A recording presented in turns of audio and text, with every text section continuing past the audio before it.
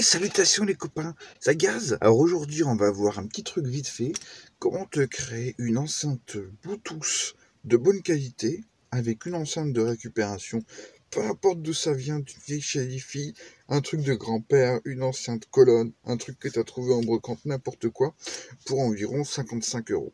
Et tu auras vraiment une qualité de son top parce que tu auras pris une enceinte vintage mon ami, de récupération qui est complètement passive, classique, et tu vas la transformer en enceinte Bluetooth, éventuellement avec un peu plus de sous portable, c'est-à-dire sur batterie, mais ça va surtout être une enceinte Bluetooth secteur, donc sans fil, mais bien sûr avec la recharge secteur. Voilà.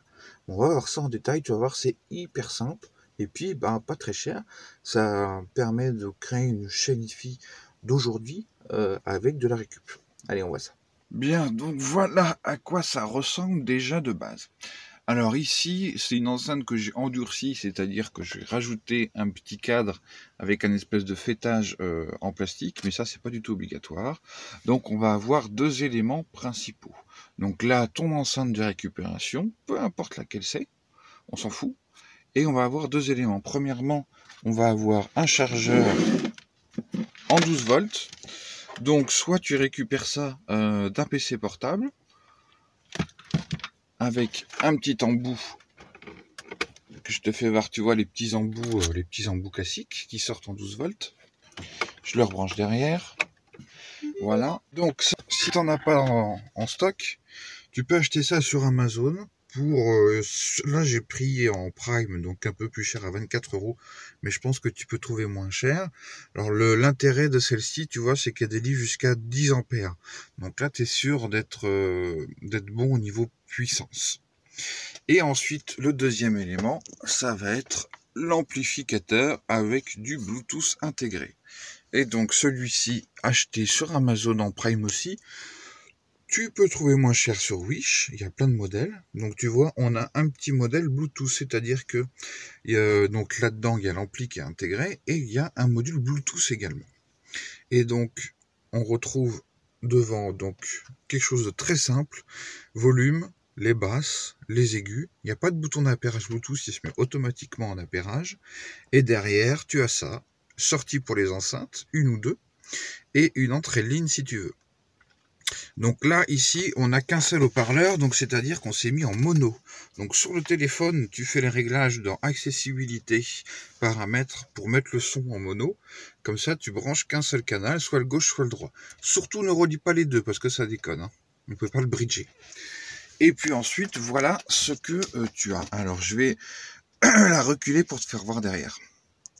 Voilà, donc voici l'arrière de la bestiale. On a quelque chose de très simple.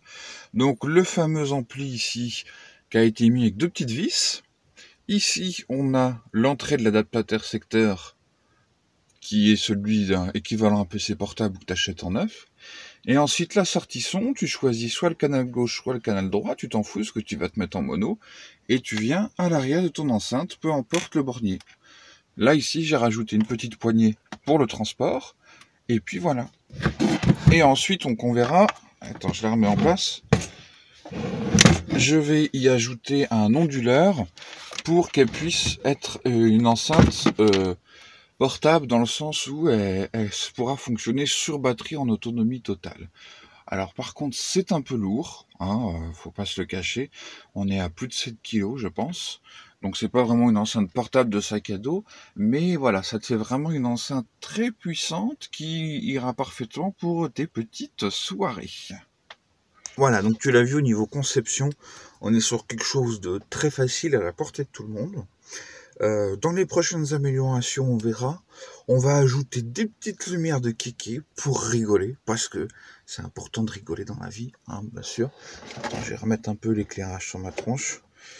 Ça va un peu mieux. On voit mes vieilles poches, j'ai pas trop dormi. Bref, on va rajouter des petites lumières d'ambiance qui vont se rajouter et qui vont s'allumer au rythme de la musique pour un budget de 13 €.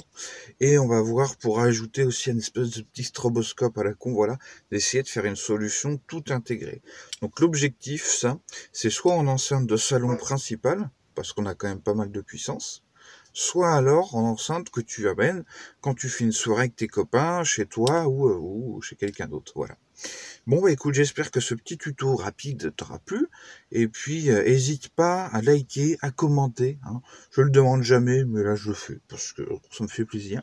Et puis surtout, comme ça me motivera à faire la suite et à te montrer les prochaines améliorations, l'upgrade de cette fameuse enceinte Bluetooth magnifique. Allez, à la prochaine, les amis. Ciao.